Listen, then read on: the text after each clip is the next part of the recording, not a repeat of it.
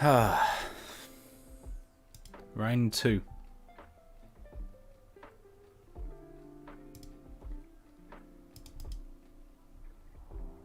Round 2.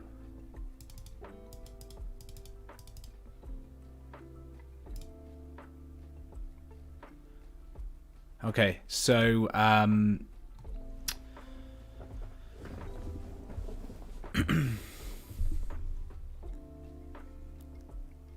pretty good moves by everything. Yeah, I'm going to do a little bit of clout chasing here because I feel as though I read the market very, very well. I feel as though I was anticipating momentum to the upside, and momentum is what we got to the upside. I feel as though the general read in terms of RSI was good. And so far the markets have kind of followed through with that at the moment. So pretty happy overall. You know, Ada, very, very happy with this play. Very happy with this play because I could have shied away from retaking this play after being stopped out yesterday, but like I said, you know, I was waiting for the move, and we got the move right now, and this is great. This is exactly what we want. So very, very happy with the way that things have turned out. We'll go over to Rune quickly because that's one that we booted up. And all we're doing now on Rune is just waiting, because I think this is probably correction time. So we're looking to see if we get back down to this 678 level, if we can, you know, have some good action over there. Let's delete this alert now. We don't need that. So we're just looking for a correction now on Rune, and then we'll think about what that looks like in terms of potentially, you know, adding that remaining 50% to us. The other thing that we've got as well is obviously we've got the ETH position.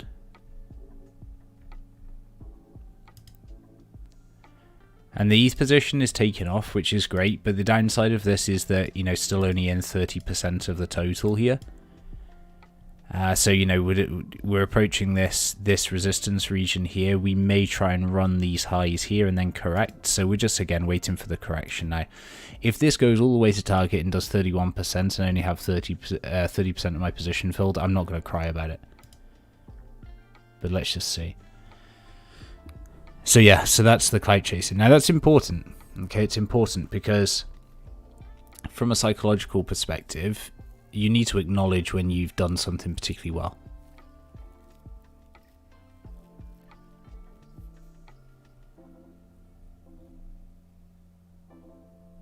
Yeah, 1 hour div is invalidated.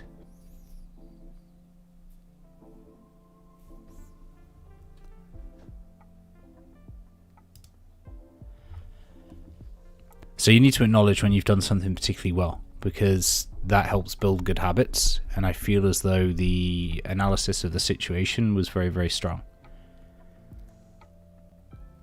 We also spoke about the divergence on ETH and the way that the consolidation could result in an upside move, just the same way as it has done on BTC previously, and we've also seen that take place. So overall, very, very happy with the way that things have turned out. And we're obviously now going to be keeping an eye on several markets. ADA, Rune. Rune is probably our key point now because we want to try and get the remaining 50% of our position in this. Right, 12% up.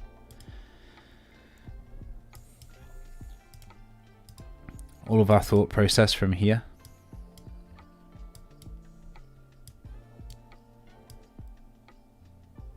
Right, remember this thought process here.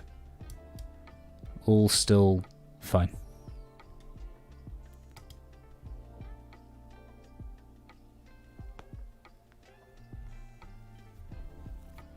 If BTC reclaims and holds 36.5, we should revisit the range high.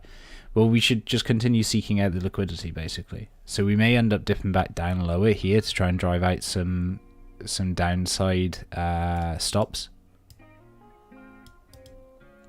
I mean, really where you want to see BTC hold is above here. 37 is where you want to see it get to. You know, I suspect at the moment, once this high here goes, I suspect we may see a sharper reaction on BTC. I mean, ideally the long is here, 33,300. That would be ideally the long.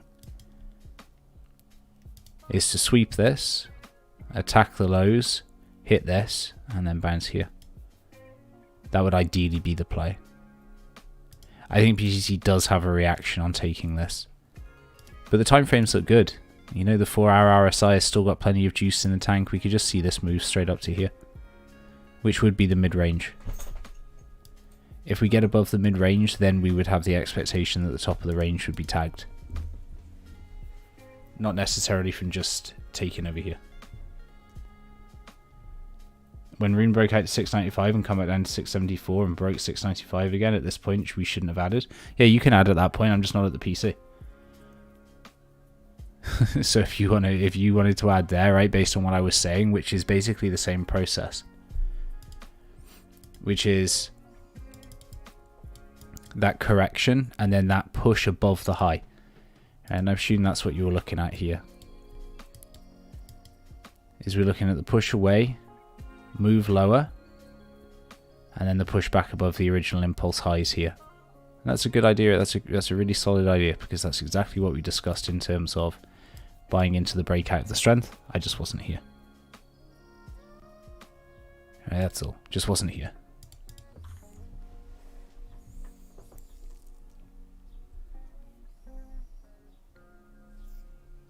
So now what I have to do is wait, because I think there's a 15-minute div forming here.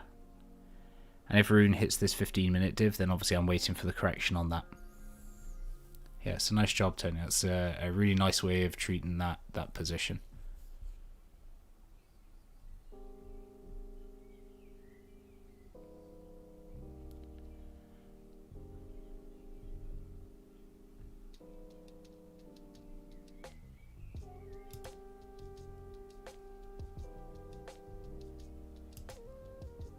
Axie's going nuts. What a beauty.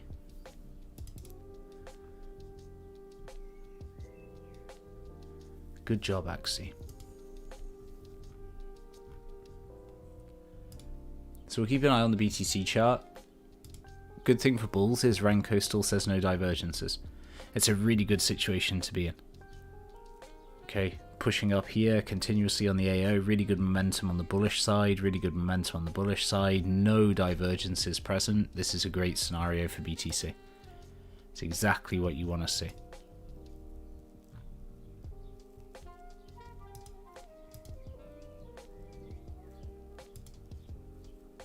Beautiful stuff.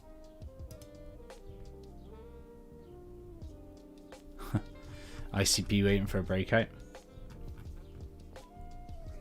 Let's take a look. Yeah. Yeah, I think you're right. I think we're just cooling off the RSI.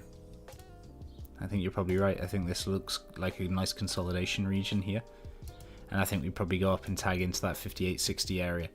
And this is the one I was speaking about last night, right? This is the cluster here that I would expect us to reject from.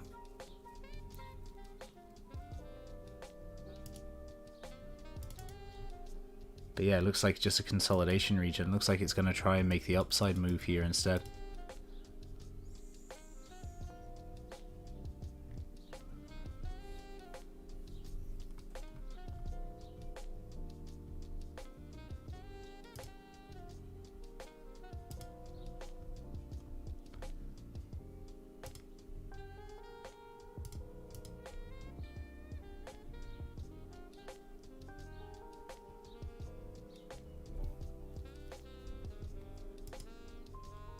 Yeah, how is coin doing? Ooh, wee. What a beauty. Time the entry perfectly. So for those of you who aren't aware, right, I am sharing traditional setups as well. So if you are interested in trading equities, then I have been sharing some equity setups as well.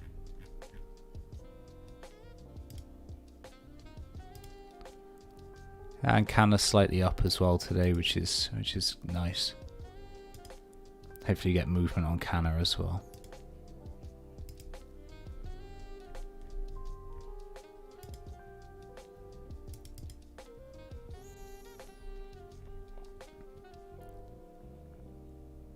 Getting close to break even on coin.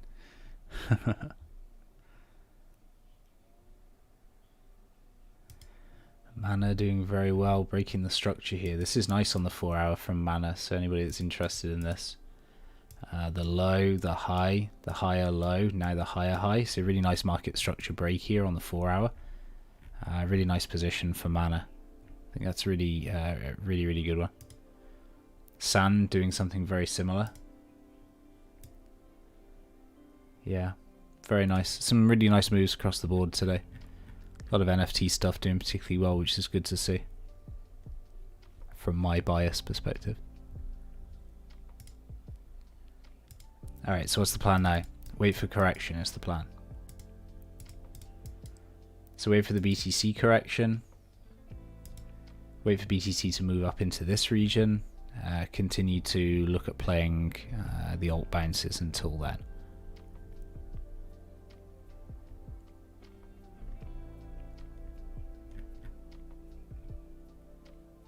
Focus being Rune. Nice. Okay.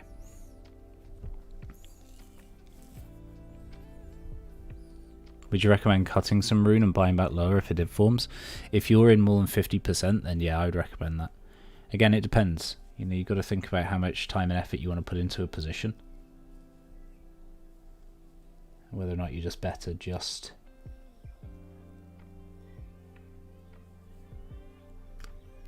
holding through. But you can absolutely take some profit here. There's no issues at all. What are you on, like 4%? So that's not bad. Yeah, kiss the 2240 profit on ETH. Yeah. Yeah, it's a difficult one now on ETH, and I've got to update that post. Yeah, just shy on FTX. But I think we still continue higher. I think we're just waiting for, you know, some sort of move down here. So let's just check. Let's do the cross comparison at the moment on the BTC position here. So the BTC here, see if I can remember the period of time that we had the very similar price action where we grinded upwards whilst diverging here. No, that played out here.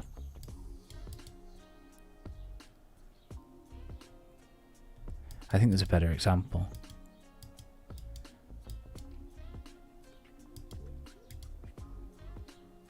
No, it must be this.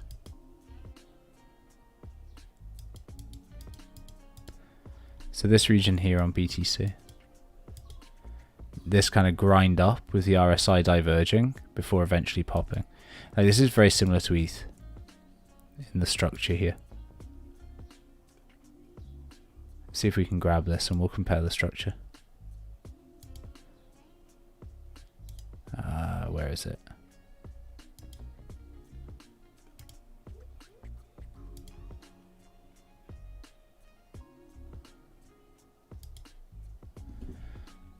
Let's grab this, copy this.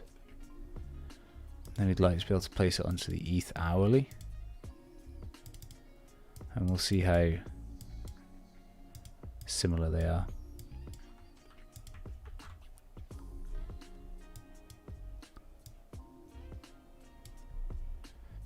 So a far more aggressive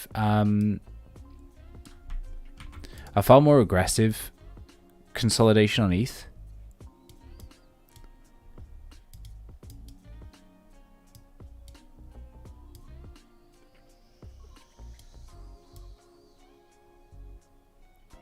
So we can see that here.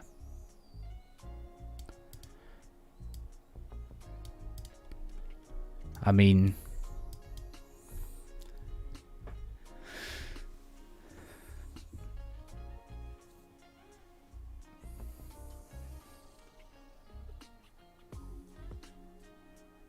looks pretty solid.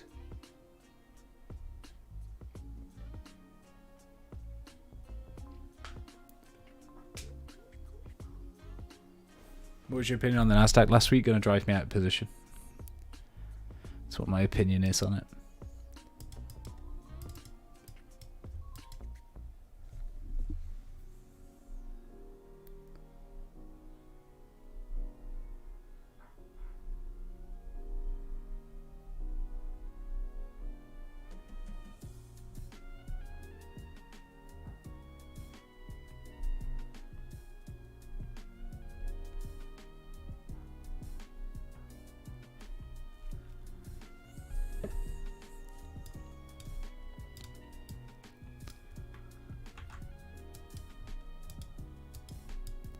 I think this is probably worthy of a tweet. It's always my favourite thing to do, is to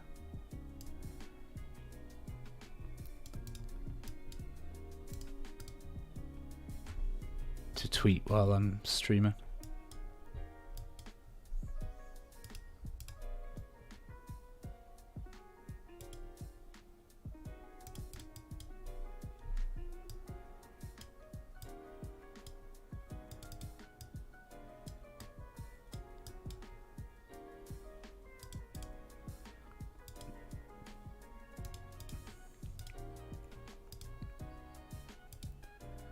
Beautiful. All right, so any questions, throw them in, and then we'll come back to runing shortly.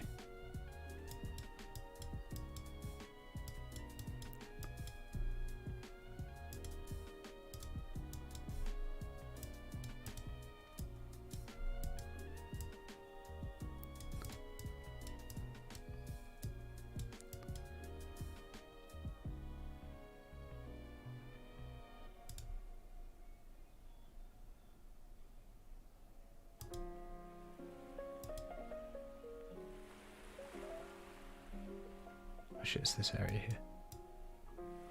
I wonder if the hourly looks better on BTC for that region. I wonder if there's more similarities with the hourly. It's a really interesting region of cross comparison.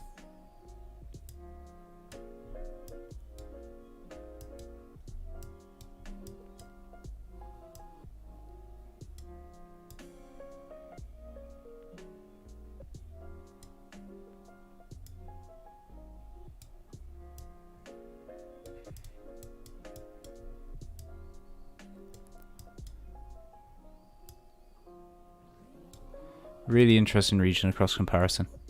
I think ETH BTC looked fantastic after yesterday. I genuinely think it looked fantastic after yesterday. I think it was in really good shape. The reclaim of the support on the 12-hour or the daily was very, very good.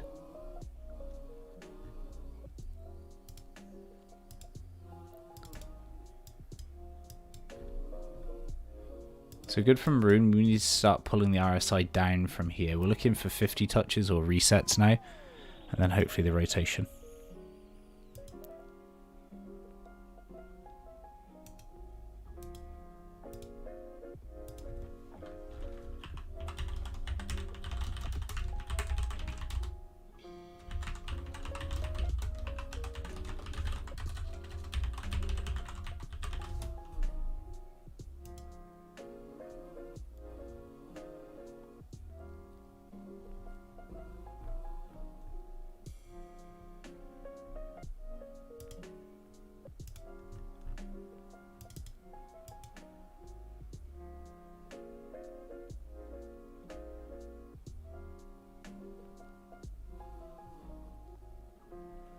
I'm sure there's another example of it. It's here.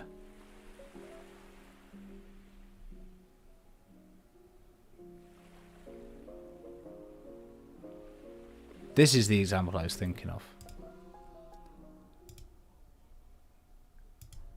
Because everyone was looking at this breaking down. And it ended up breaking up. And you look at the same structure on RSI here. All of these lower highs. See 1, 2, 3, 4 lower highs before eventually it breaks up. So a really interesting pattern to keep an eye on.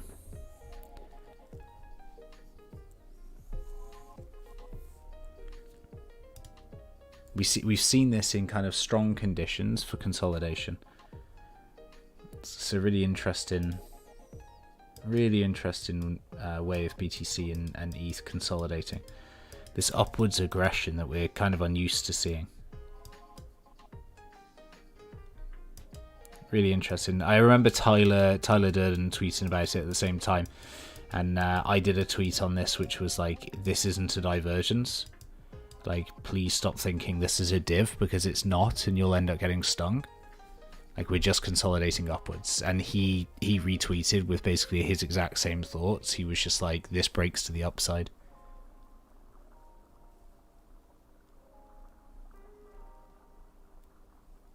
Yeah.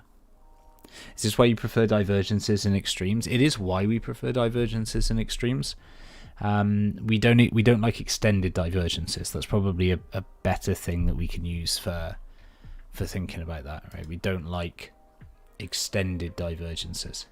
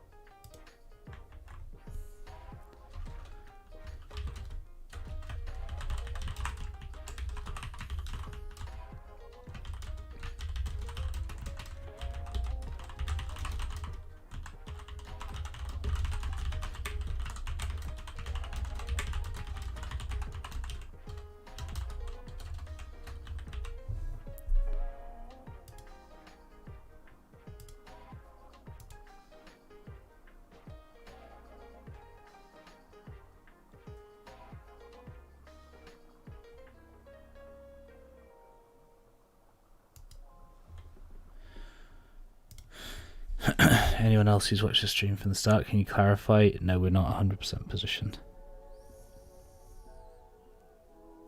Extended divergence is longer than 14 candles. Yeah, we don't really like those. So normally the 1 hour triple div on ETH now invalidated would be something you would short. No, as we're still in a higher time frame downtrend, so really don't understand. So I don't really understand why you didn't. It's too long. It's too long. So it's like it's something to be aware of for ETH. But it started to expand too far a length of time. We can delete this now. I will hide it. It starts to expand over a far too greater time period, and ETH is still holding above support. So there's two kind of bullish things here. Number one is the length of this is continuing to expand, which is a negative sign for an RSI divergence. And the second thing is we were just holding above support. So in terms of like trying to play a short in this situation, it's very, very difficult to do because the support is here. So I'm still essentially shorting into support at every single point along here.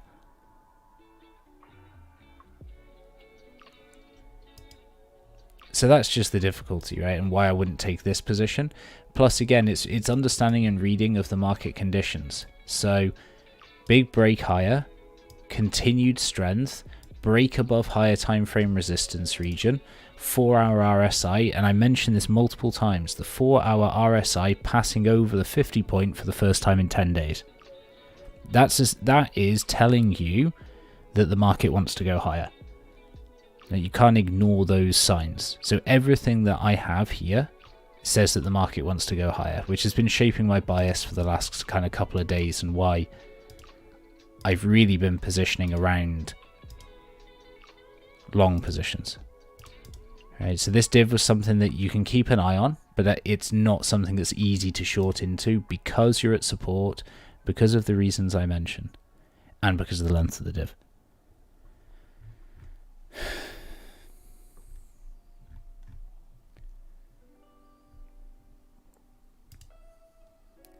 Yeah, ICP's breaking upwards here. So this is going to end up running into this region, I would have thought, here at 60. I think ICP looks pretty good, to be honest with you. Nice shout.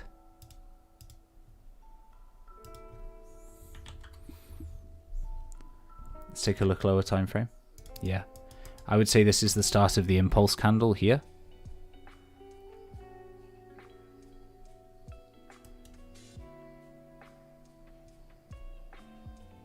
Looks kind of good, right? As the start of the impulse. Have we got a clearer time frame that we could use for a break? I think ICP looks pretty spicy here. I think if you were looking to take this quick, you'd play this up into here. Maybe we'll even play this. So we'll buy in here at market.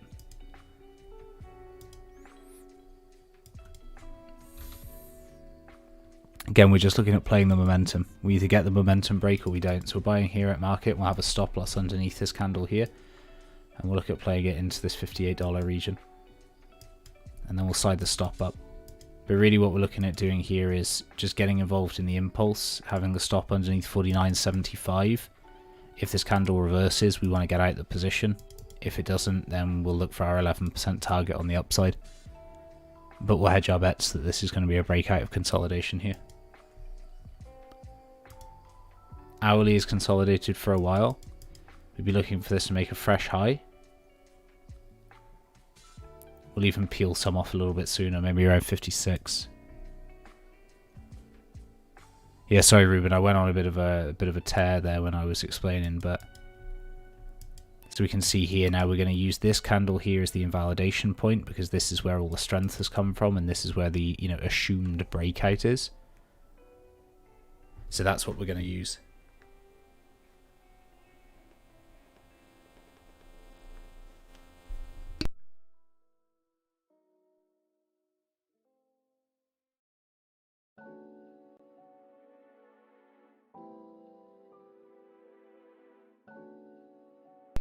Yeah, I hope so too. That's me referring to Robert. I hope nobody decided to over leverage or over position into the short side on ICP.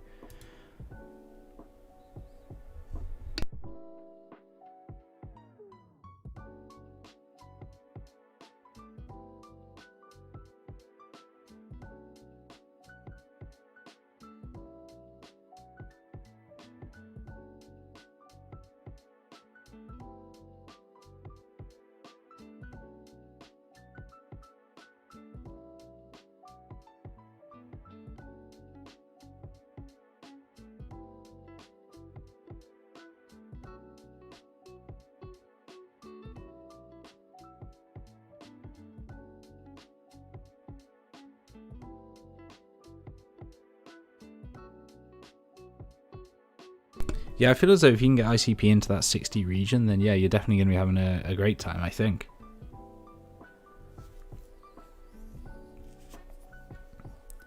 So really just looking, is there going to be a momentum on ICP? Is it going to push the shorts again? Because I would have suspected it's a heavily shorted market. I've not even looked at the funding for it, but my assumption would be that it's a heavily shorted market, right?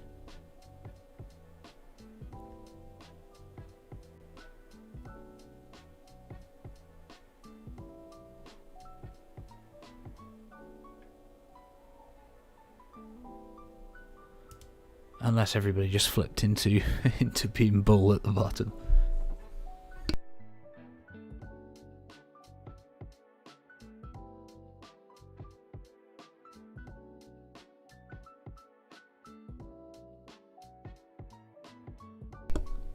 Not watching BSV at the moment.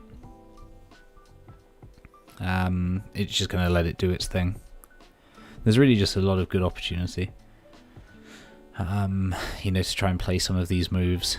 So again, we're just going to try and tag into the momentum here. Maybe some consolidation on ICP.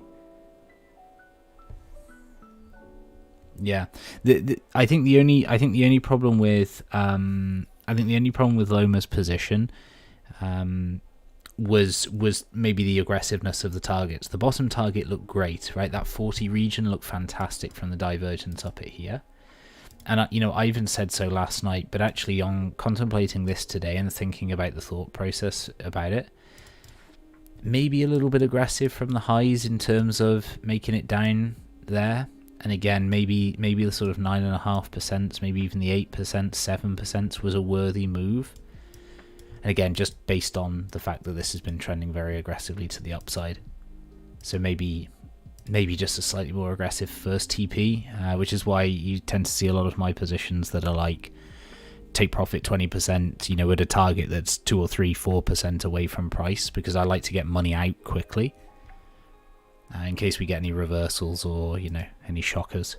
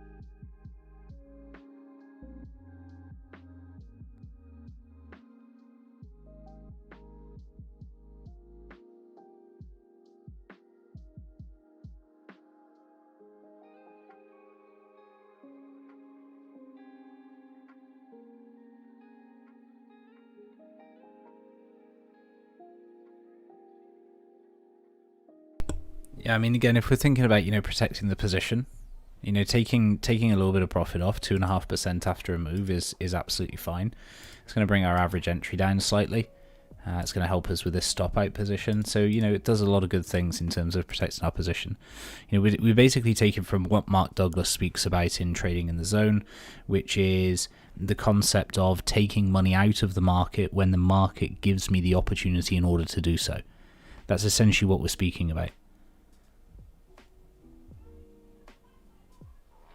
In general, do you recommend using larger position size for lower time frame scalps when compared to swing positions, assuming risk being the same in both cases? Well, your risk is, I'm not saying use larger position sizing, but if your risk is the same with a tighter stop, then your position size is going to be larger by default, right? So all that matters is your risk. That's all. The position size is derived from the risk.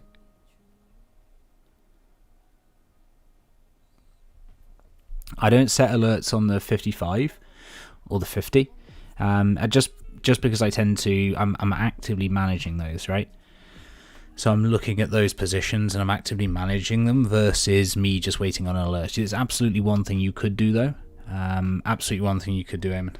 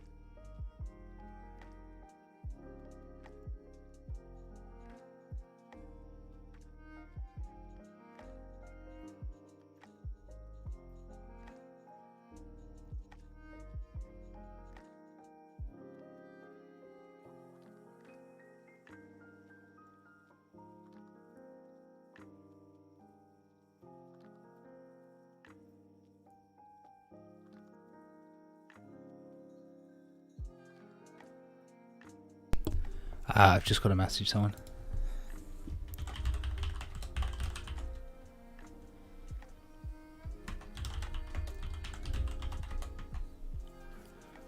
One of the pieces of land I'm looking at with somebody in Sandbox has been dropped in price, so I just got a message just to see.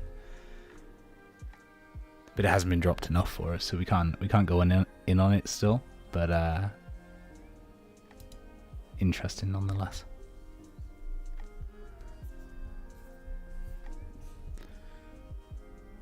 So I would suspect that ICP will start to correct here. But again, we're just going to sit in this. We've got our stop. Talking about Alice land.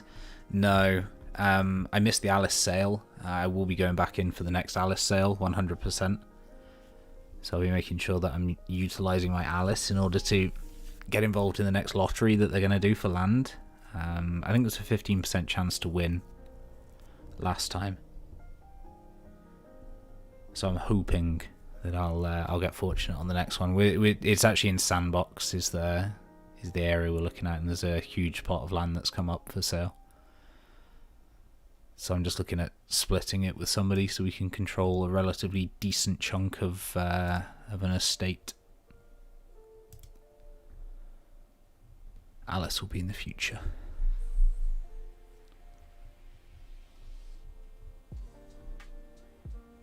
Man, ETZ 30%? Holy shit.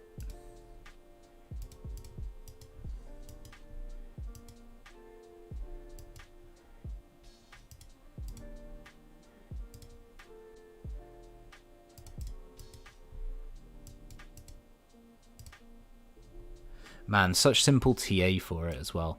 So like, look, these are some good examples here.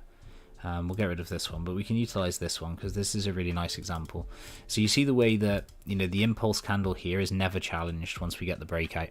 So it's a legitimate breakout and the impulse candle is never challenged. And so this is a really good area for your stops. When you're doing breakout plays and you want to keep the stop relatively tight, these breakout points, these impulse candles are relatively good in terms of doing that.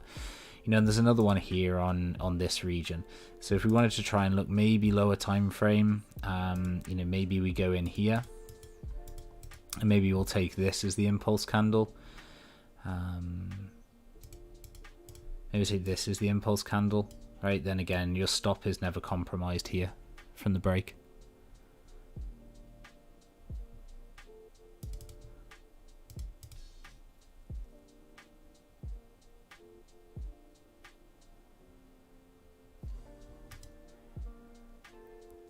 So again, that kind of impulse play is very, very good. Soul chatting, jeez. Yeah, I had my fun with the downside for Sol, and I think that it's kind of good to let it do its thing again here.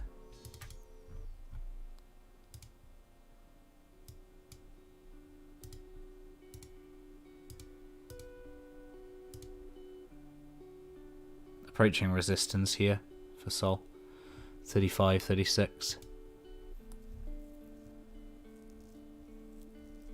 Let's go back to Rune, take a look at the picture there and make sure we're staying on top of the developing price action.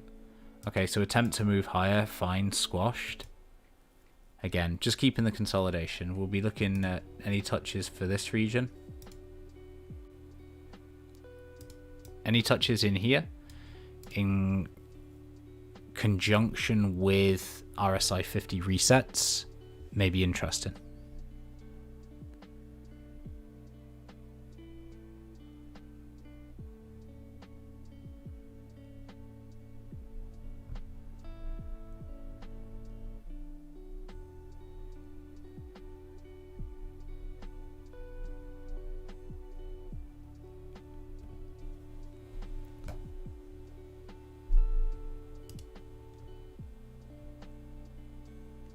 Yeah, second 50%.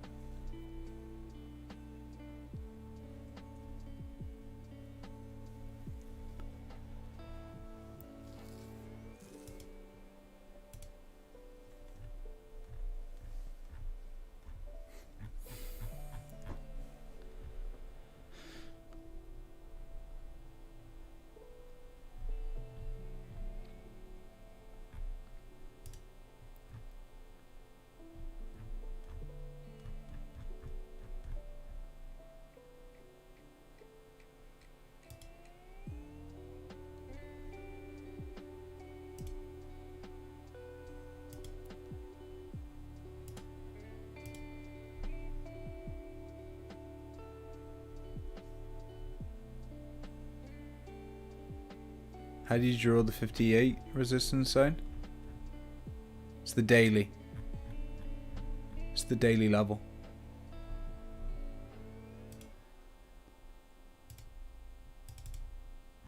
Right, it's here. It's this cluster of supply. Strong sell-off, consolidation, strong sell-off. So we'd expect that when price makes it back up to here, it would reject against this supply. It's the first area the sellers really let us know that they were acting again.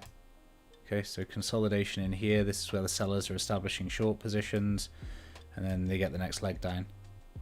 And so the rally back up into this region that the sellers existed, we would expect to be rejected.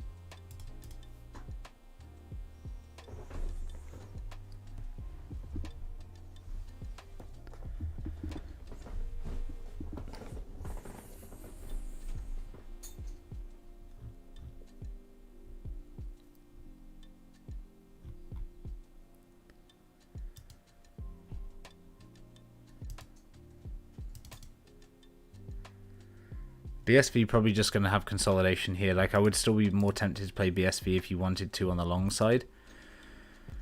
Again, you're starting to establish the parameters here around what a potential long breakout could look like for you.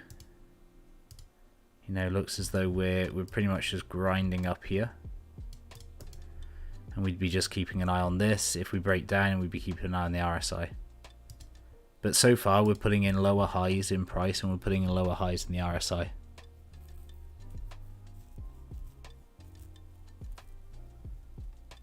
So this is just matching current price action.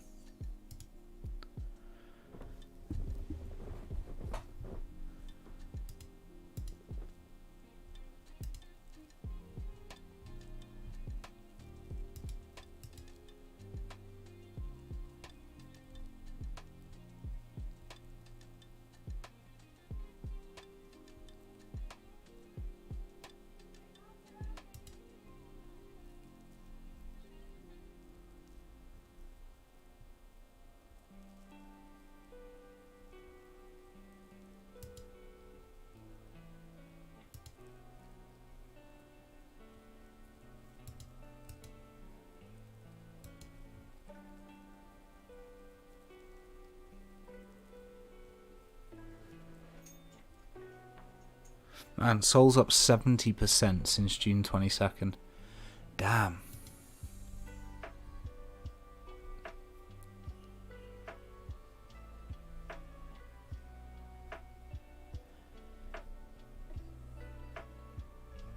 You always find those supply regions on the daily? You can find them on any time frames. You just got to understand that the response is different to them. It's like a daily supply region is probably going to have a far more impactful response than a 5-minute supply region, but they're all, you know, they could still be equally valid. They're more valid on the higher time frames. And with ICP, it's very difficult because, you know, I think Freedom is sort of alluding to this here, but like on ICP, you've got fuck all to work with because it just sold off. So there's no levels, there's no support, there's nothing. So we just have to try and make some sense of the chart, and that consolidation, the 3 green candles in there, they make a really good area to kind of start our thought process from.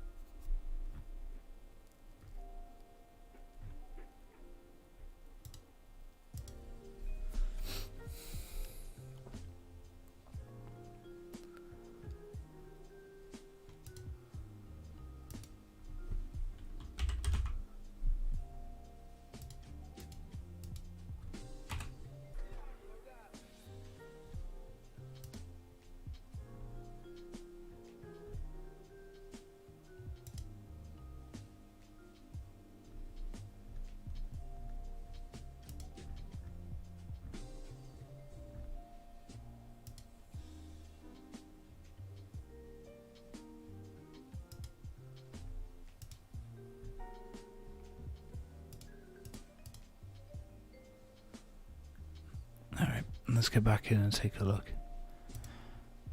Apologies, distracted on the other screen while I sort out some NFT stuff. Good consolidation here from Rune.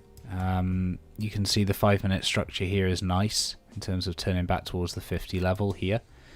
I would like to wait until the 50 gets below. That would be the ideal, is the 50 getting down, the 15 getting down, sorry, to the 50 level. That would be the ideal for me. I think there's an argument that says you could potentially add to the position here if we get a breakout through here, and then maybe we get this rotation off the 50 on the 5. I just want to kind of hang fire a little bit more with this.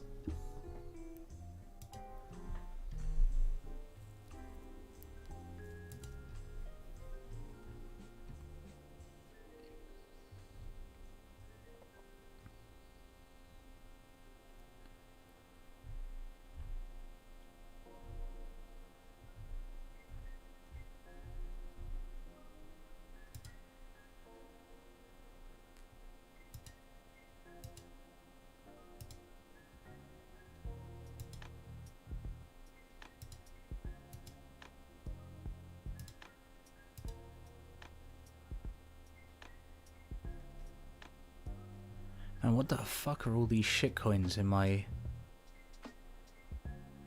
Soul wallet? Jesus Christ.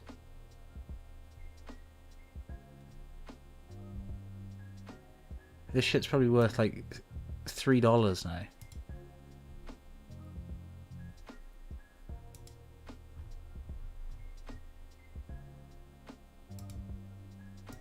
Whew. Nice. So again, you know, if you wanted to think about taking some profit off this level, I think again it's a sensible thing that you can look at doing. It looks as though we certainly got the drive in action here. 55 first target region, that would be nice to achieve. Looks pretty good.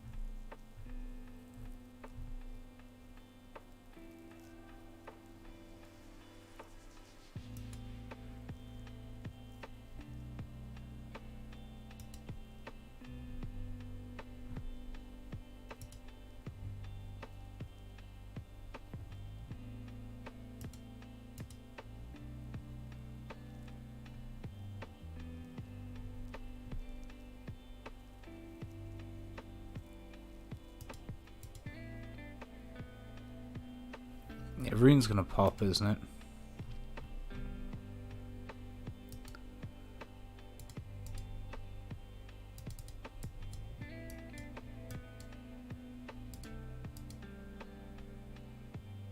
Yeah, I don't know how yet.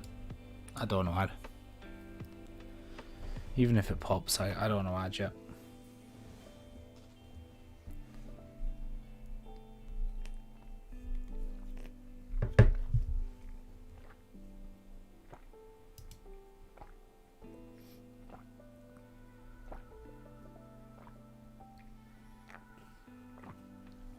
Yeah, we've already covered that one, Freedom.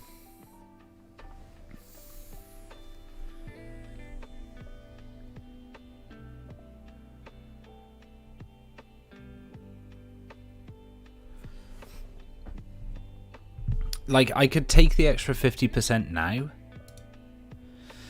The only thing it does, it puts me in an awkward position with the RSI. Like, if you look at the last two instances of RSI and Rune on the hourly, number 1 is here, we get the retrace. Number 2 is here, we get the retrace. And so, like, being in this hourly overbought region gives me slight concern. So I don't want to compromise a pretty decent entry down here and compromise it and bring it up here if the hourly just turns around and does this.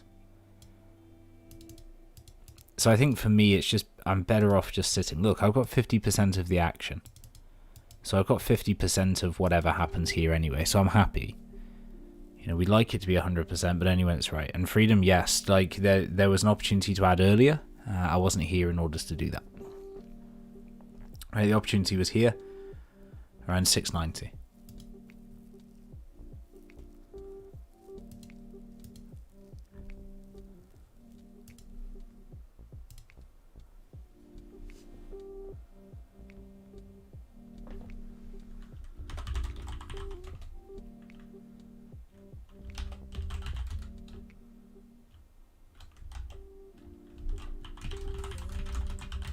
Ooh, good.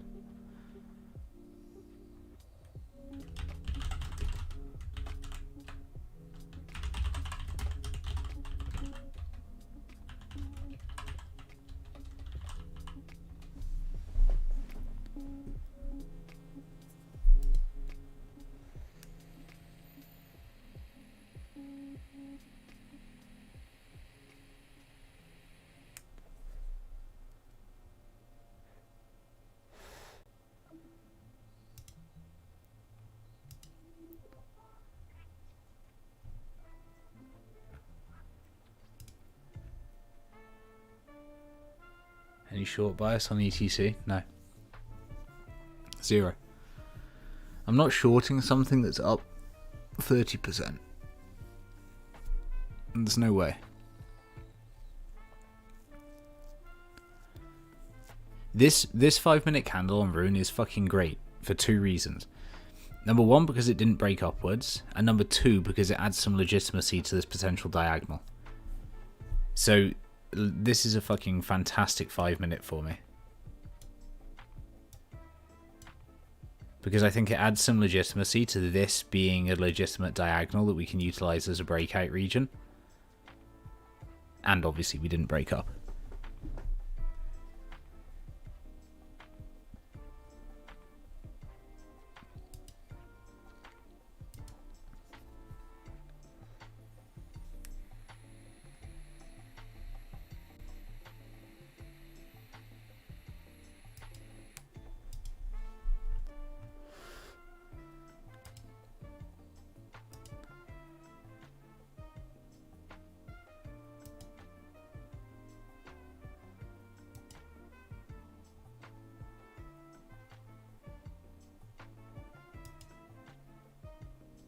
Hey, Sam's going on CNBC, 2:30. That's to talk about Brady.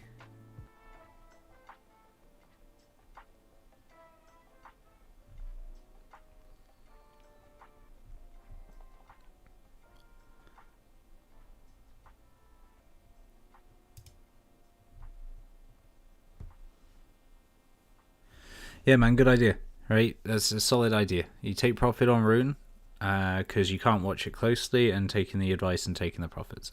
Easy. Easy plays.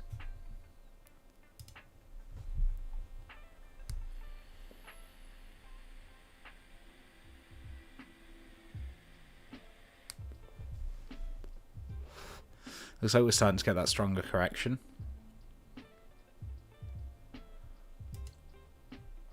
See a couple of the PNLs dropping down.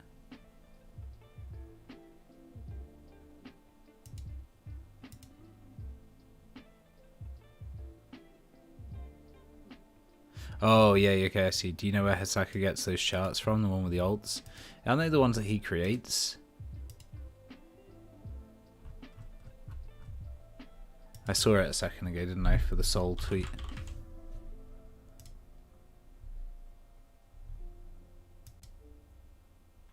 No, I don't know where he gets this shit. No fucking idea.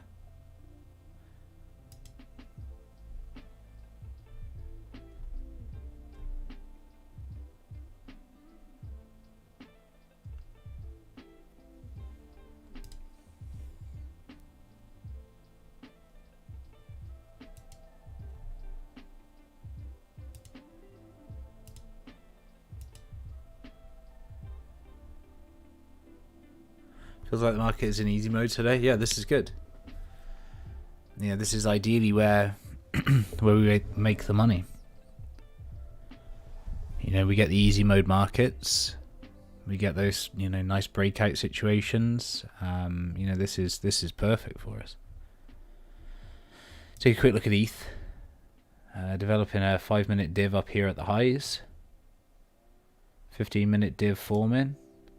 BTC still looking fine. No divergences on these settings.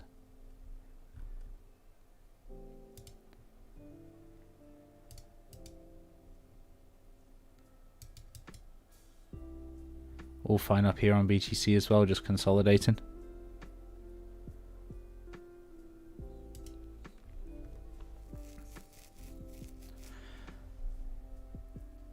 One of those days where I think, you know, taking profit on your scalps is important, because we don't want to get, you know, a large downside move that just obliterates those nice daily profits. So it is a good day to just respect that and, you know, take your profit where you deem it's important to do so. When we get into like an hourly overbought condition on RSI, you know, we're starting now to head towards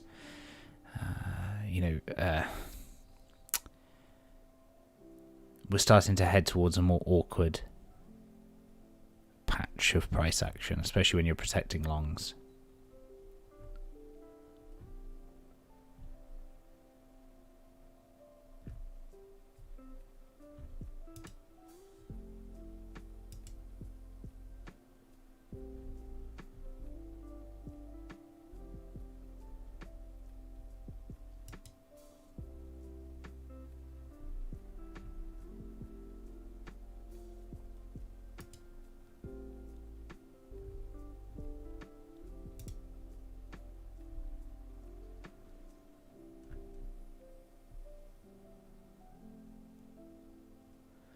Yeah, exactly. Yeah, and with the football starting, I don't know, I'm really not looking forward to the football at all. At all. It's already making me very nervous to think about it, so I'm going to really struggle to get through it. I'm really going to struggle to get through it today, I know.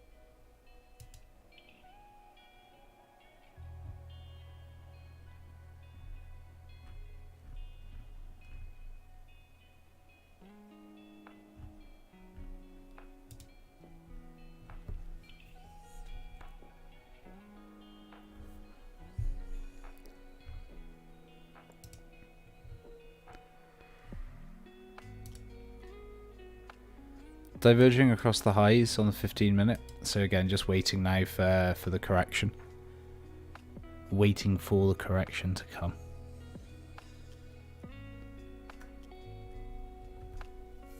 Not in a BTC position.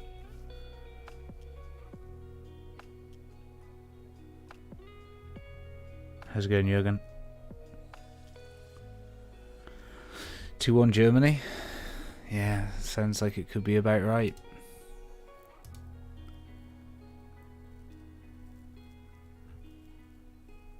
Could be right, sir.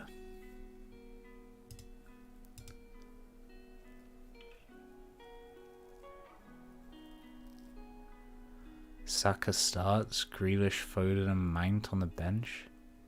Jesus Christ, De Boer leaves the Netherlands? Oh, Christ.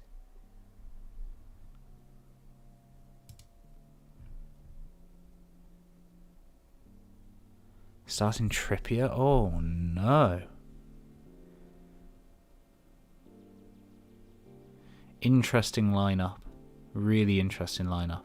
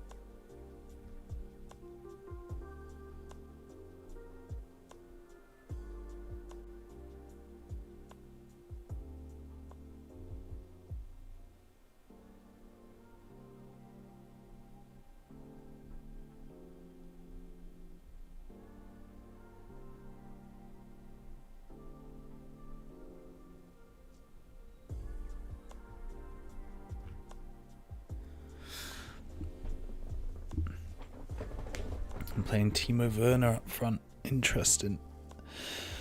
Well.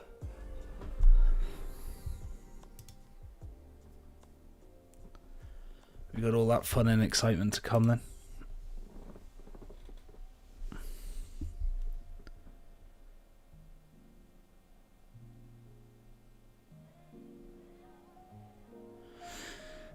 Is there a specific number of trades or scalps you want to have open at the same time, so a maximum number? Like basically managing more than sort of 3 or 4 scalps is pretty difficult.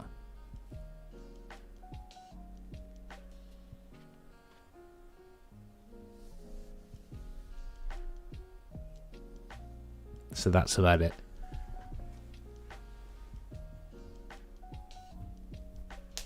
And again, that's also because if we're trading crypto, everything's linked. So if we're long on one thing, we're long on 4 things. So, it's just really making sure that, we're keeping an eye on the best. The best setups, and they're all usually in the same direction. So, you should really just consider not diluting your alt plays and instead just focusing on the ones that you think have the most strength, right? And then making sure that your size is appropriate for that. So, maybe it's a case of reducing the number of positions but increasing the size of the positions.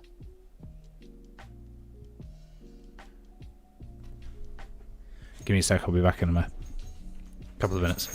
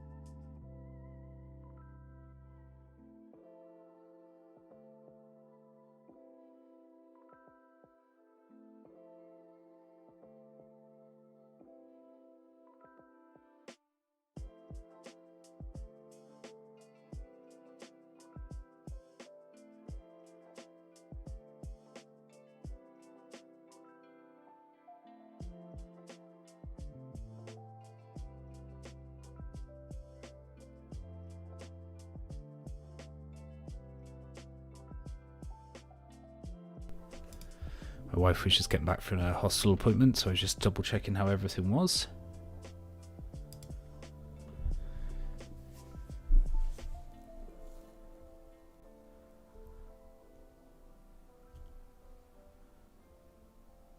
No, not moving the stop loss. Like the trade is exactly the same. Nothing changes on rain. Nothing changes here. It's exactly the same. Stops in the same place, that's it.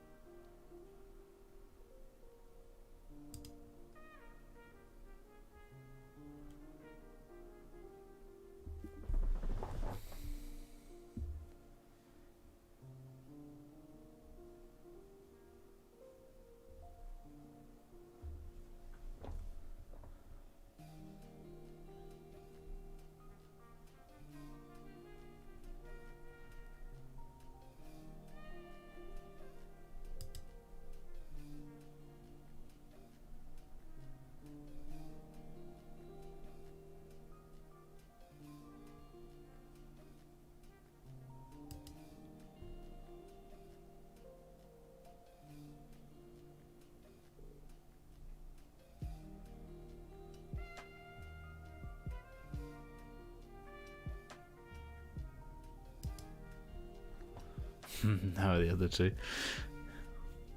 Fine.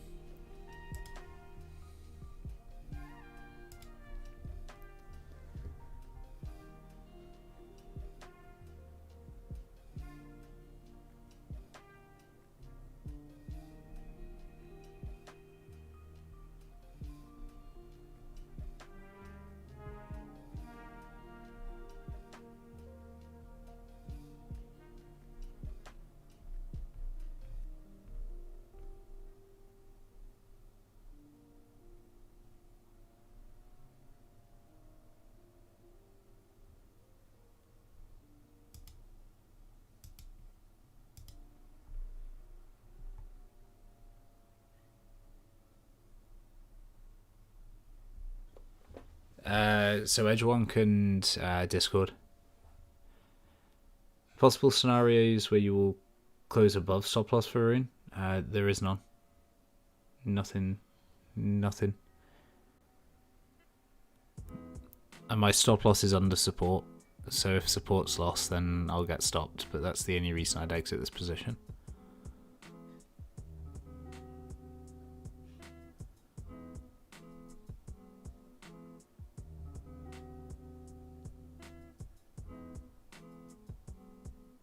I'd be tempted not to be taking shorts today. So like the KSM question, like I'd be tempted just not taking shorts today. That would be kind of the primary thing for me. I don't think today is a day to be shorting.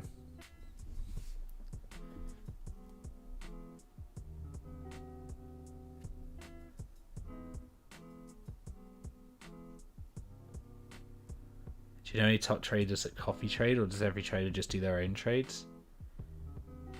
The majority of people are doing their own trades because they've all got their own independent systems. So they all, have a particular niche that they understand. They have their, sort of edge that they utilize. And, the majority of, top traders will be doing that. Now, it's not to say that somebody may message me and be like, hey, you should buy this, and this is somebody that I respect or I know has got a very good handle on the market, then sure, I can take their advice and buy into something. Right now, I got pinged a few times on, several DeFi projects that I didn't take, but I should have done. Right, so like, there's still definitely conversations that you'll have. About whether or not you should take a position, or somebody will give you a recommendation, and it really just comes down to who that person is.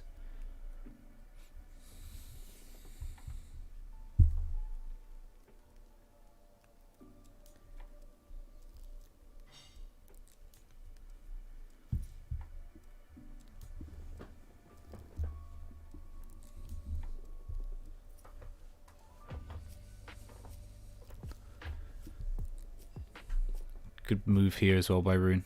Getting back above that, or trying to get back above that trend line.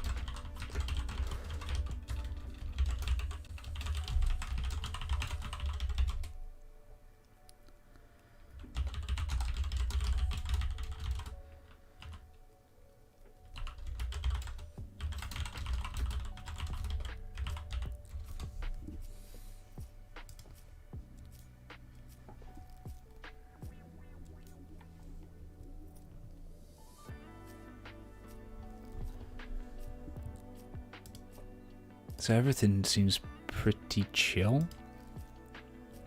Rune looks as though it's going to try an impulse. Looks like I may just be in 50%. Or again, this line rejects. Again, that would be a great outcome. Rook, Baroness and X-Bags, would you consider averaging down, or is it just more holding? Yeah, like that's a difficult one because I can bring my average down quite nicely, but I don't want to have that percentage of the portfolio locked into Bal, S and X and Rook, right? So I'm kind of happy with the, 15% total of the portfolio that they currently represent. So I don't want to average down yet. It is a decision that maybe I'll take in the future, but I don't want to have, a larger percentage locked up in those at the moment, at this present moment in time.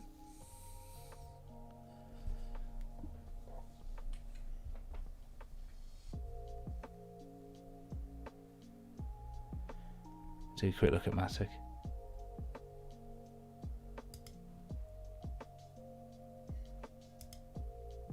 Certainly holding in that way. Again, you just want it to cool off a little. It's just a little bit overextended, that's all on Matic, and you're at resistance now. So just be careful on this one. We've got a lot of things that are now sitting underneath their resistance levels. Ada, we know, is now sat underneath its resistance here.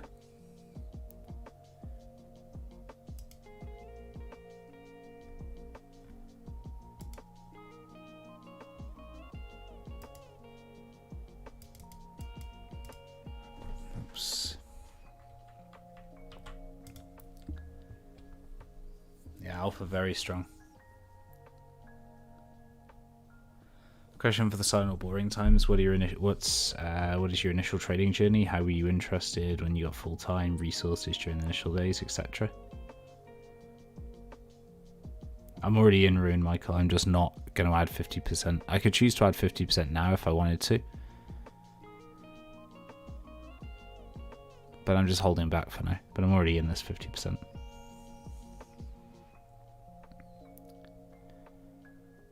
So I was interested in trading a long time ago. I was a big poker player, and just started to get interested in trading. I thought there was a great crossover between poker and trading, so just started to get into it that way, and then really just used it as a way of betting. That was kind of what I was doing. Just used it as a way of betting.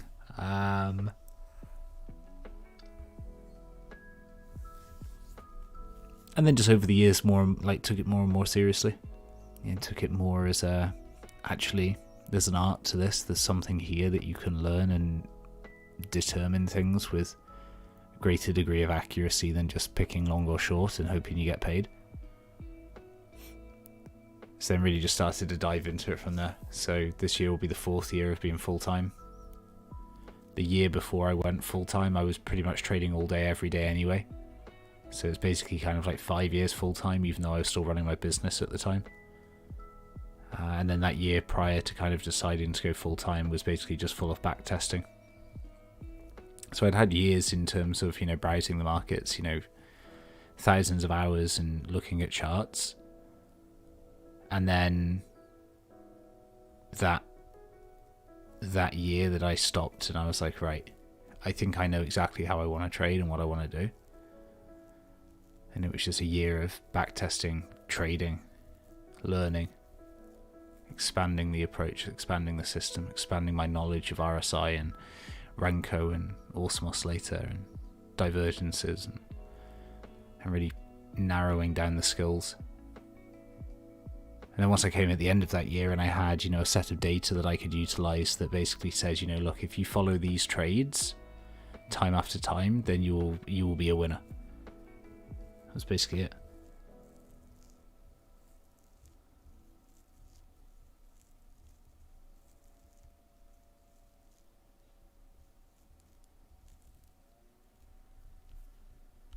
Yeah, and then just started from there. Then I got into crypto later. I wasn't in crypto from back then. I was in equities and indexes.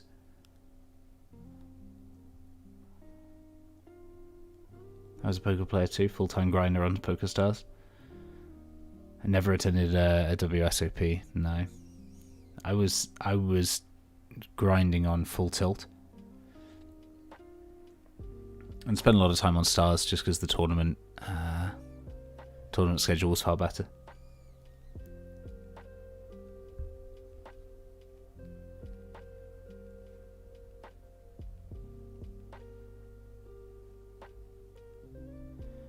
Screen time feels like I've been spending 15 to 18 hours a day for the past year.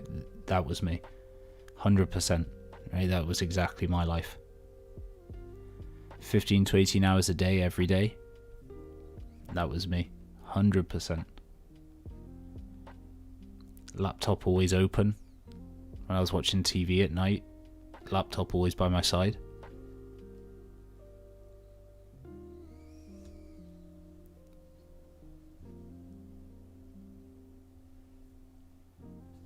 Was it hard to convince the wife when you switched over? Yes. Well, not really. But yes and no. Like my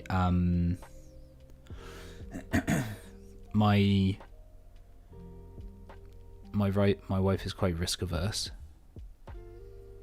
and the business was good.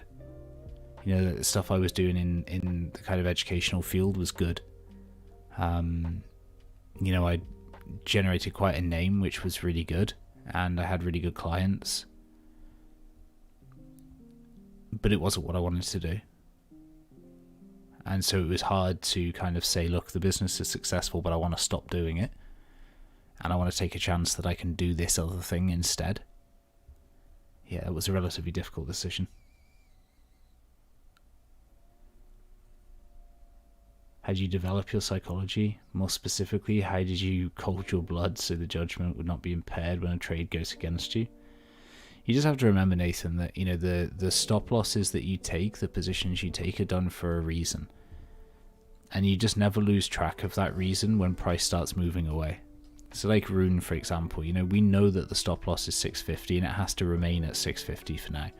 So even though we've had movement away up into this $7.12 region, etc., I'm still aware that price can come back down to my entry. Still aware that we can sell off into that. And so it's just a case of, realizing that, the initial profit that you see or the initial movement on a trade isn't always going to be the one that just sails off into your full take profit. Just appreciating that the markets move consistently up and down and not getting lost around the original reasons why you took the trade.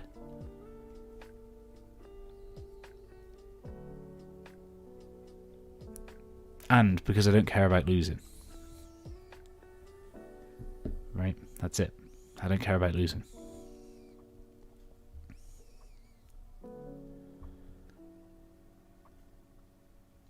Did you look for any particular candle patterns for confluence? No. No.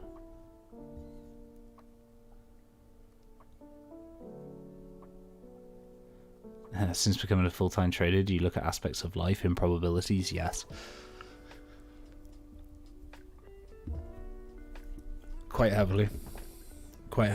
Like, I tend to look at all of things and, like, I kind of do, we do this anyway, we do this naturally as humans, but I tend to just, make those, and I kind of do it more out loud now, the kind of risk versus reward calls. And that definitely happens.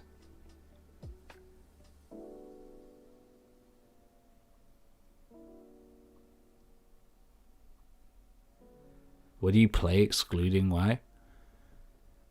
I actually play quite a lot of Switch stuff at the moment. I play quite a lot of Switch stuff. I like the Switch because I like the style of game that's on there. Basically RPG. So I play quite a lot of Switch games. I'm quite a Nintendo fanboy when it comes to consoles. Like, I've got a new Xbox, but I don't really like the style of game that's released now in terms of the modern game. I'm not a big fan. You know, like I'm not a big fan of open world games. Like, I really didn't like Red Dead. So I'm not a big fan of open world genre stuff.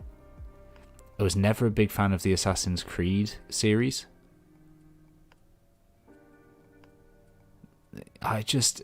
Everything that comes out on PS5 or Xbox,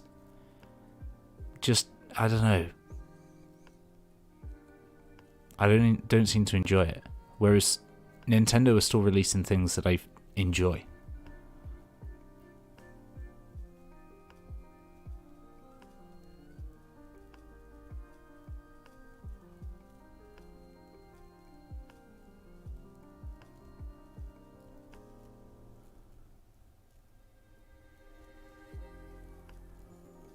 Take profit on Rune. Somewhere near 750, I think, to begin.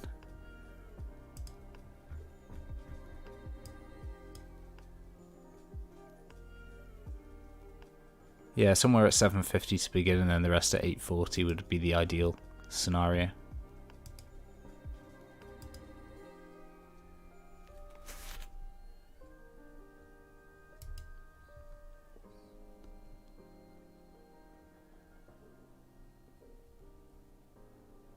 What's your favorite Switch game? I really like an RPG called Octopath Traveler. I really enjoy that. It's a great game. So I really like that. I enjoyed Zelda, but again, it's open world, and I don't, like I said before, I don't really like open world stuff. But I'm just a big fan of, you know, any kind of 16-bit style RPG, turn-based RPGs. Yeah, Bravely Default as well. Like, I'm just a big fan of that style of gameplay because it's linear. I like the pathing through. I don't have to overthink, but at the same time, there's a level of strategy that I enjoy. And they usually have great stories. When I was playing on the Xbox, like, I really just started to get into, like, kind of, you know, heavy story and narrative games. You know, like Life is Strange, Walking Dead series. Like, played everything by Telltale. Wolf Among Us. Like, played everything by them. I just really started to get into narrative and dialogue games.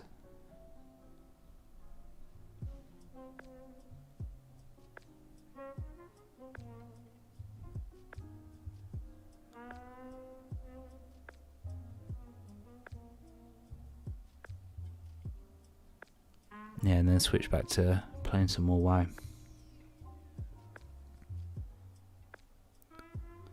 So that was it was pretty much the path that I've been on. Looks like everything's still holding up here in relatively decent consolidation. ICP take profit, if it gets there, is going to be 55. 55 and then 60 if we overextend. I think it's just a 50-50 takeoff. It's just 50% off at 55 and then 50% off at 60. Ever played League? No. How do you decide what percentage to take on TP1 and then TP2? It seems quite often you take 20 to 30% on TP1. Yeah, it's because I pay myself early. So I want to pay myself for the trade quite early on, and I don't want to compromise the position, because in those situations I usually expect the price to continue higher. But by taking 20 to 30% of the position off, I really protect myself. And so I'm doing the classic approach of, when the market makes money available to you, take some of that money.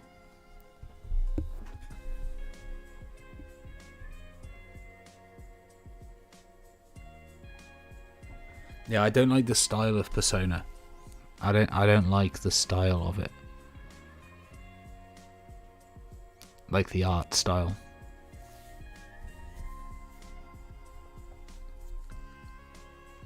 Yeah, so I started playing What Remains of Edith Finch. I started playing it. I probably maybe did an hour and a half in it. I should really go back to it.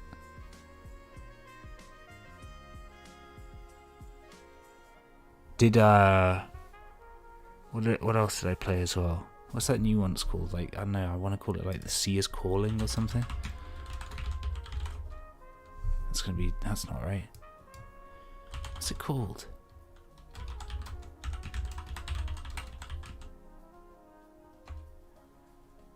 Is it called Call of something? I'm deliberately not checking chat if anybody knows what I'm talking about. Yeah, Call of the Sea, that's it.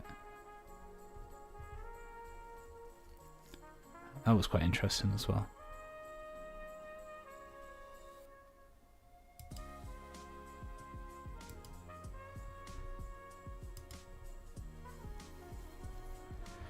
We have a tea time later. Yeah, that's true. UB and I are going to play a round of Mario Golf later.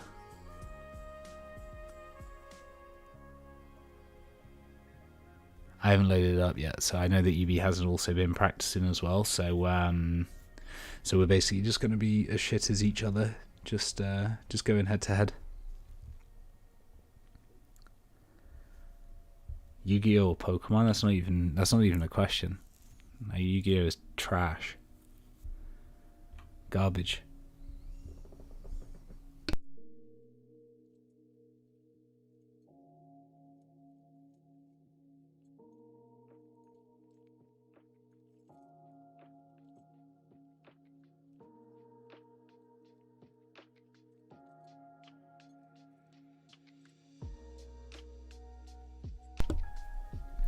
If TP1 hits and then consolidates between TP1 and TP2 but ends up going back to stop loss, should we under some scenarios consider moving the stop up somewhere underneath TP1?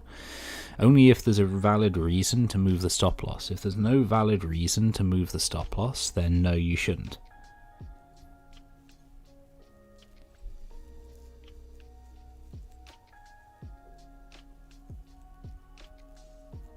Thankfully, I'm naturally gifted at video games, and CBS has a very slow response time. The thing is like, people would think that's true. The only time where I've been poorer than UB is Valorant. UB got very, very good at Valorant. Very good, very quickly. However, what was that party game we played, UB, which was a great mix of, lots of different attributes needed to be a successful gamer? And I think I crushed you in every single game.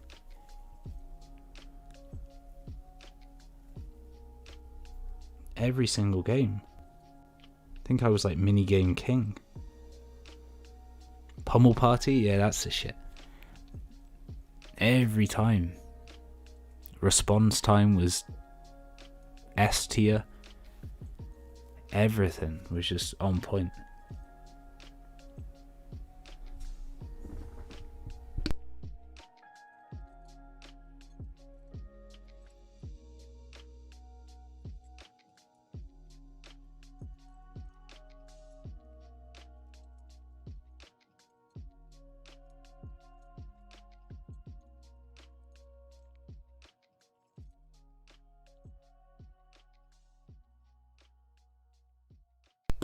There's no divergence here.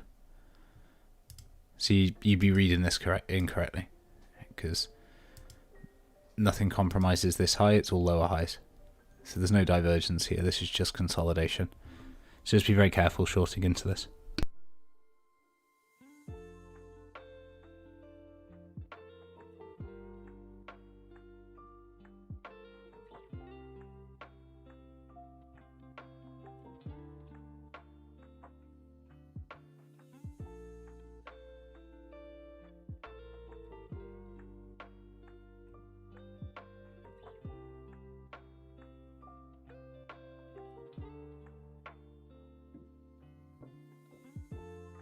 Valorant is toxic, 100%. Especially when UB's playing. You should see the shit that this guy is posting to 12-year-olds. It's wild. These guys just trying to have a good time.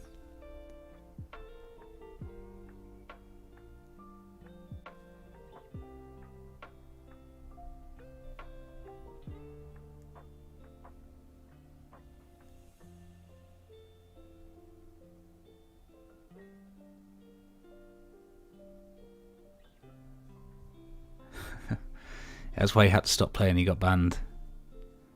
Valorant ban. Wondering how you start your day? First chart you look at and get a general feel of the market. BTC. BTC and ETH are the first two charts that I'll load up, because they're the two most interesting, right? They're the two most interesting in terms of shaping the market. So BTC and ETH to kick off with, and then from there dive into any alts that are performing particularly well. Is usually my approach.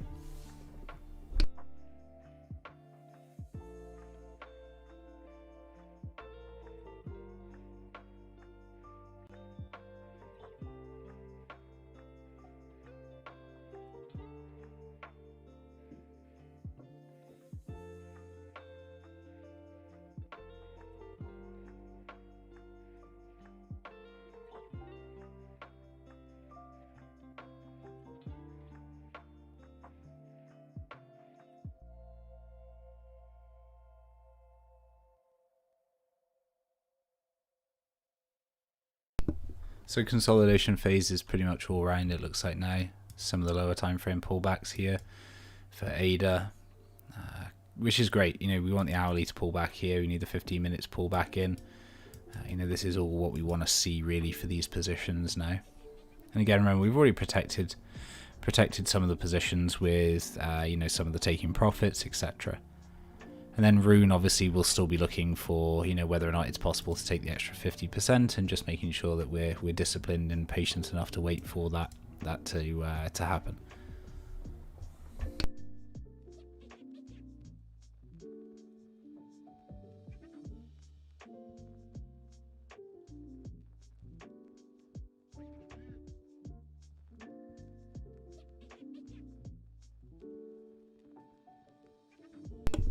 So the great thing is about, you know, taking profit and showing patience is that you look forward to pullbacks.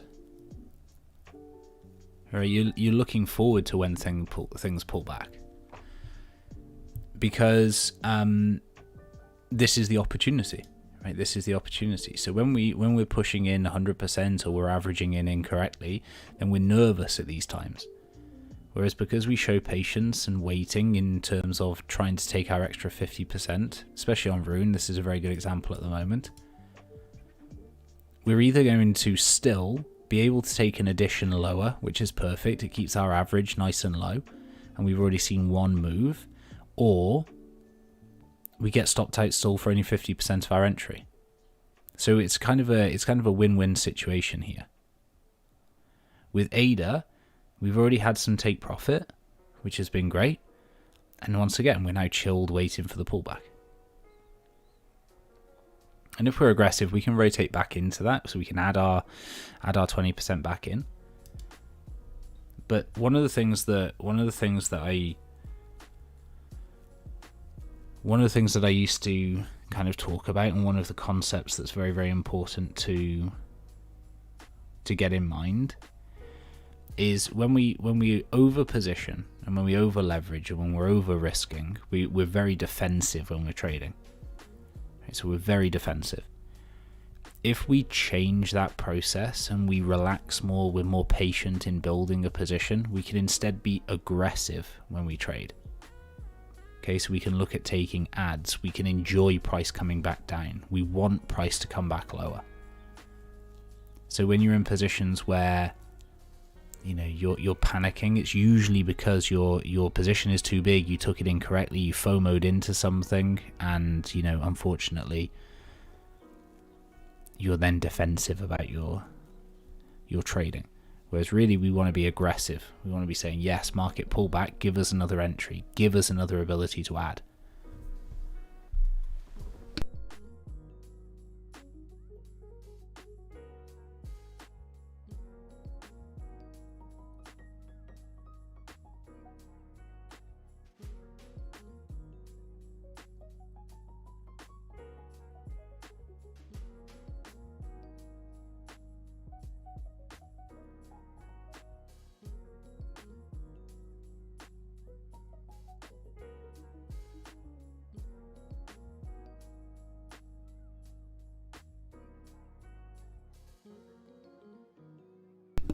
I think there's a potential that Rune holds here. But really, we've got a nice diagonal that we know has been working pretty effectively. It's pretty clear on the 15-minute where the selling has been taking place so far. And so I think, what I can afford to do probably in this position is wait until we get some sort of impulse above here, and then I can look at adding into this. I've already had the retest down here, which is what I was looking for. So hopefully now a break of this and a move higher would be great. We'll start to round up in the next 5 or 10 minutes or so, just because I want to go and sit nervously in the corner and watch the football. Does your trading style reflect your play style in gaming? I don't know. That's a kind of a weird question. I guess maybe not. It's not a weird question. It's just a question I guess I've never really thought about. I guess situationally, it depends on what games I would be playing.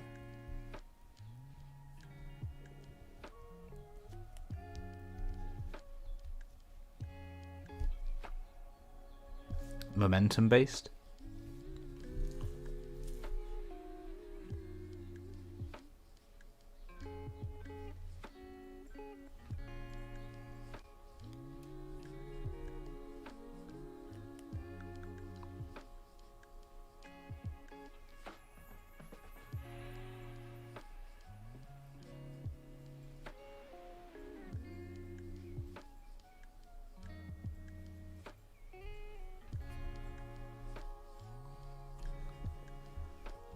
Do you check the daily change? Sorry, DZ, I didn't see that. Would you check the daily change to see that the alts have performed well? Yeah, it's a really good way of doing things. Right, we filter by percentage change.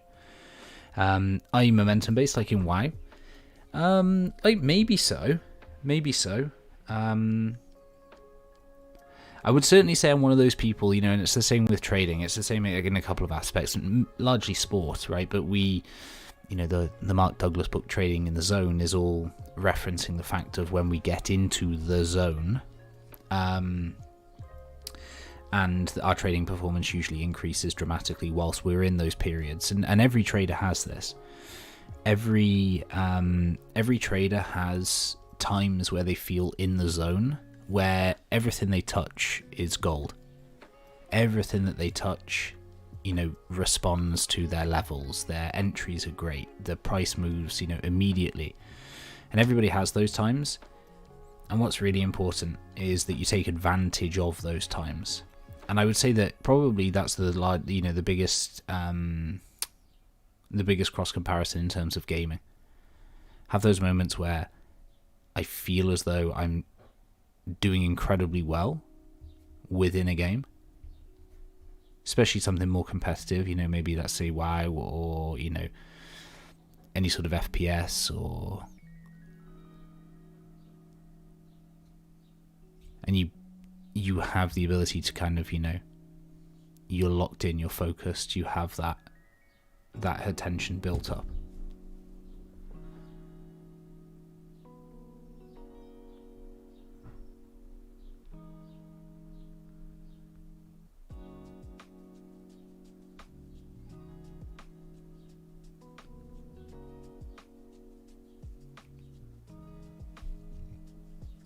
You're a prot warrior? I'm a prot warrior for leveling. I'm 70 now, so I was a prot warrior for leveling, and I'll be a prot warrior for a little bit of rep grind. But I will absolutely be switching into arms for PvP. There's no way I'm sticking as prot. Jesus Christ.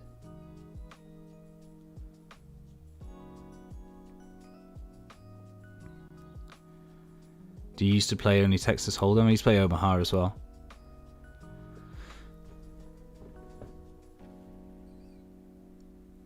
Yeah, I can't do much more prot. It's fucking awful. Holding aggro is chaos. It's just trash.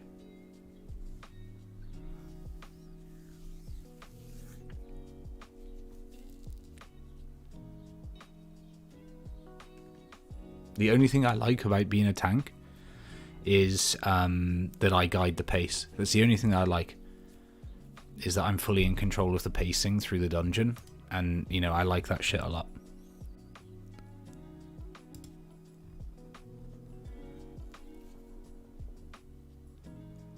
I play Classic. Wouldn't touch Retail again. I had a good time on Retail. Played Retail with a few of the boys. Enjoyed the experience in Retail, but I couldn't go back to Retail.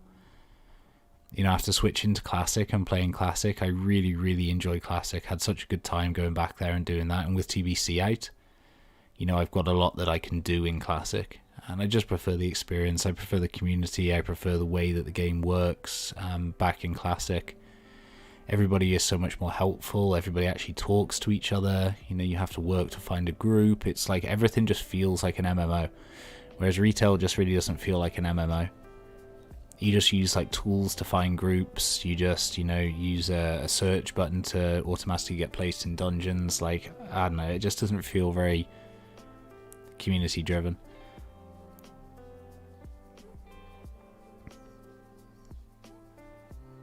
A pleasure, Joe.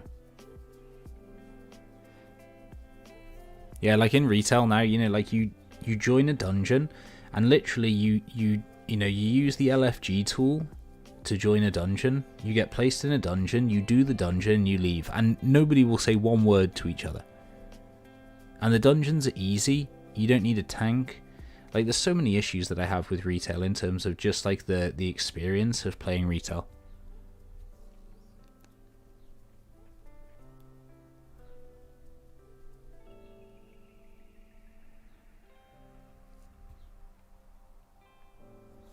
No, I haven't put in the extra 50% on Rune yet.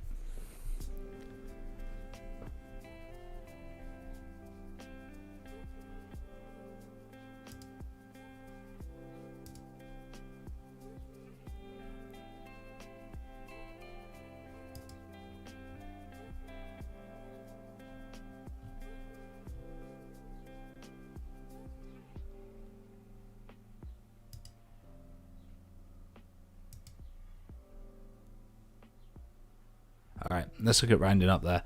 So we're probably going to take Rune when it gets back above $7 again. I would suspect breaking out of this diagonal would be good enough for me to take the position. The RSI is now tapped back down to the 50 level, so that's probably where I'll look at adding. I will add this to the official trades, even though I didn't drop the original entry in there to keep people up to date.